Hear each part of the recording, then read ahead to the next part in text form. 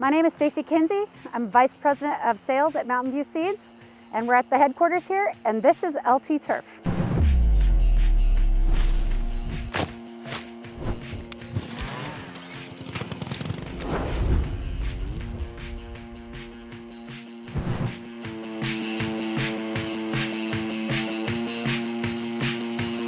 I'm Logan Kinsey out here at Lone Oak Farms. We farm grass for seed. We farm about 1,800 acres of primarily perennial ryegrass and fine fescue. To manage our weed control, we also grow some rotational crops such as radish, several different types of clovers, alfalfa, some wildflowers, all for seed. Behind me is a perennial ryegrass field. This is what it would look like just after being harvested and baled.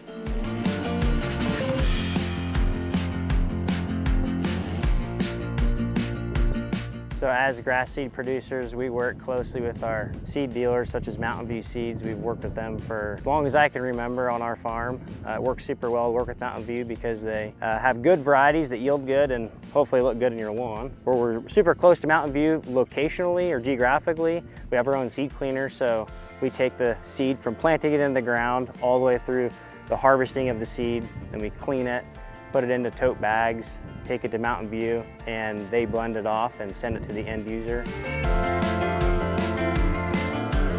So how long has the farm been in the family? My grandfather bought this property in 1950, so I'm third generation. You spend all day out here working, growing grass seed, making sure that everybody has perfect seed in their bag when they buy it off the shelf. But how does your home lawn look? Well, I actually just planted my backyard to Mountain View's variety of Blackstone, which I grew on one of our own fields. Very so cool. I would say that my lawn is top shelf. So in this area, what would you say are the biggest obstacles to growing seed or grass, I guess, between like pests or fungus? What's your biggest enemy in the grass seed business? I would say herbicide-resistant weeds. Weeds is definitely our #1 enemy, followed closely by mice. Mice? Yeah. What do mice do to grass? Eat the seed? They burrow down in and they just nip it off right at the base, at the crown. When it's tall, right before we swathe, they can run down the rows and they just log it off. And then once you swathe it, before we come in and actually harvest it, they'll eat through the windrows and they can just decimate your crop.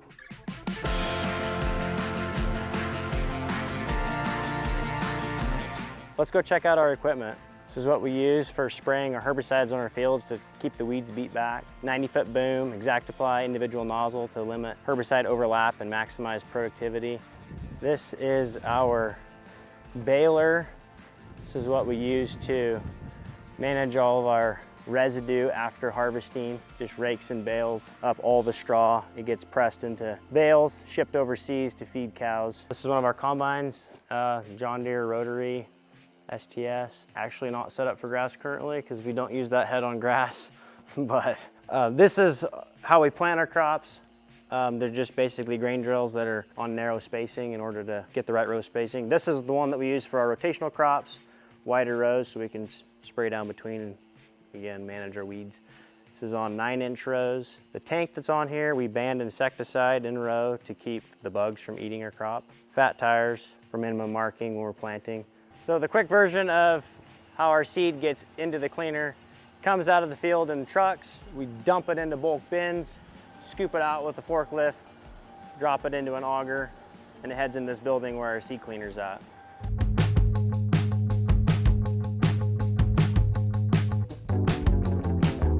So, hi, I'm Steve Johnson. I'm president of Peak Plant Genetics. So, Peak Plant Genetics is a joint venture between myself and Mountain View Seeds. It started in 2008 in my backyard, and now we have a little over 90 acres in production. We do both turf and forage grass breeding, but turf is the biggest part of our operation. So along with our work here, we do a lot of work with universities and private companies in other parts of the United States. Some of you are probably aware most of the grass seed production is in Oregon, and that's because we don't have a lot of the stresses that are important in other parts of the country. So a lot of what you see here, so these are one of the first stages in making a variety. These are pieces of turf plots from our cooperators, in this case at Rutgers University, where we send them seed of promising lines and they evaluate them for 1 to 3 years and then send us little pieces of the best plots. So from these plots of tillers, we'll break those up into individual plants, and plant those out in either selection nurseries or breeder seed nurseries. So those are the kids of good moms. So a breeder seed nursery, unlike a selection nursery where we're just growing it to pick out good parents, we're looking to make a variety. So we'll keep things by family line again, and we'll have it repeated out there multiple times so we can get good random pollination. So we'll have, again, kids from good families all in a row, and then they'll be repeated through the nursery. We'll continue to collect turf information. So some of those, the new disease might come in and we'll say, oh, that one's no good, and we'll mow it off or spray it out before it pollinates. The ones that we do pollinate, we harvest by family, and then we get per family average yield.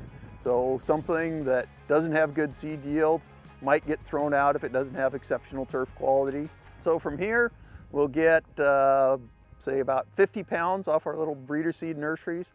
Those are all harvested by hand for a couple reasons. One, so we can keep the families separate easily, so we harvest them and put them in bags.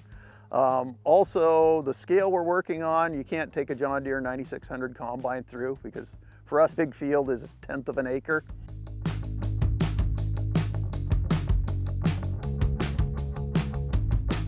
My name is Jeff Bonke, Vice President of Operations for Mountain View Seeds. Different seeds come into here. Onto this property we'll get tall fescue, fine fescue, and perennial. We will keep the different species separated within our cleaning building here. It's where we'll end up with tall fescue at one end of our cleaning facility, and then perennials down through here. And then in these outside bins, we'll store in bulk a lot of our fine fescues out here. Each of these bins closes off on the side here, and you can get seed into each bin. Then you can, if we have like a big crop year, or we have a lot of seed in here, you can actually close the hallways and create another bin. So I would be standing into another bin right here. How you get the seed into here is it would dump into the pit outside, and then it gets blown in through this hole in the ceiling right up here. And each one of the bins has that hole in the ceiling that will come and blow it down into that bin there, basically. So once the seed is cleaned, it'll come out of our cleaner, comes across this and over into our buildings here for storage. Now this is only one way that we are getting clean seed onto this property. This one cleaner can't keep up with the need we have for bagging off and blending.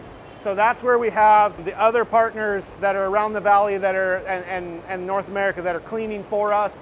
And then we'll have seed that'll come in on trucks and get unloaded up there in the front of the building, and we'll come into in here for storage until it's time to use it as well, basically. We have a small little elevator over there, so the bags, it doesn't have like the vibratory tray to where you can slash the bags open and do that. It's a very hands-on process that we take our time with.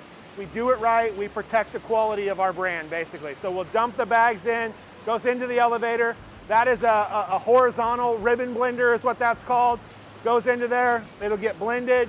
You pull the chute out the bottom, goes through an elevator, and then do a 50-pound scale there to where we can bag that off into our 50-pound bags as well.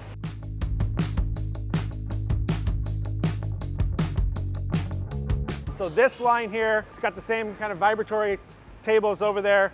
You'll cut the seed into here, goes up an elevator, into a hopper at the top, and then there's a blender up here that is similar to that ribbon blender of the 365, but it's a horizontal blender up there, and then it can drop down into different bins, a small pack bin over there on that side, or a 50-pound bin as well there, to be able to go into either small pack bags or into 50-pound bags. We typically will wrap them once, and then we wrap them again, because we want them to be essentially bulletproof on the truck ride to our customers, basically. This is 22,000 square feet here, and there's 22,000 square feet over here. This section here will eventually be all finished goods. That section down there is finished goods right now, ready to ship, ready to go out the door, basically.